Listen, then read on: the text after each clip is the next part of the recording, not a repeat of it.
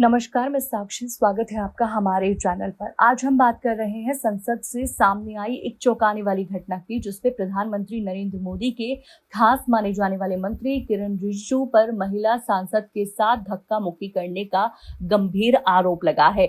यह आरोप तृणमूल कांग्रेस की सांसद मिताली बाग ने लगाया है, जो कि लोकसभा में गृह मंत्री अमित शाह द्वारा पेश किए गए नए बिल के विरोध के दौरान हुई धक्का मुक्की में घायल हो गई।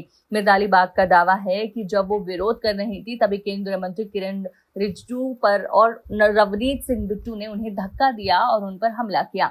ये घटनाक्रम 20 अगस्त को लोकसभा में तब हुआ जब गृह मंत्री अमित शाह ने 3 विवादित विधेयक पेश किए।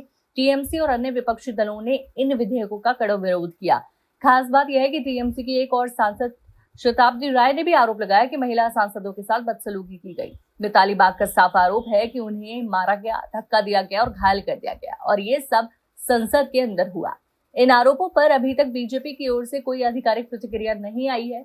वहीं लोकसभा सचिवालय के सूत्रों का कहना है कि सदन की सीसीटीवी फुटेज में ऐसी कोई धक्का मुक्की नजर नहीं आई है। यानी मतलब अब आरोप बनाम सबूत की स्थिति में फंसा हुआ है। अब सवाल ये उठता है कि आखिर ऐसा क्या था इन विधेयकों में जिस पर इतना बड़ा बवाल मच गया। दरअसल इन तीनों बिलों के जरिए सरकार संविधान में 130वां संशोधन करना चाहती है, जिसके तहत अगर किसी प्रधानमंत्री, मुख्यमंत्री या मंत्री को गंभीर अपराध में 30 दिन से ज्यादा जेल में रहना पड़े तो उन्हें अपने पद से इस्तीफा देना होगा। विपक्ष का कहना है कि ये बिल संविधान की भावना के खिलाफ है और ये सत्ताधारी दल द्वारा राजनीतिक विधेयकों को निशाना बनाने का हथियार बन सकता है। गौरतलब है कि हाल ही में झारखंड के पूर्व मुख्यमंत्री हेमंत सोरेन और दिल्ली के मुख्यमंत्री अरविंद केजरीवाल को जेल में डाला गया था, और अब विपक्ष का आरोप है कि इसी पृष्ठभूमि में ये बिल लाया गया है ताकि बीजेपी अपनी राजनीतिक स्थिति मजबूत कर सके।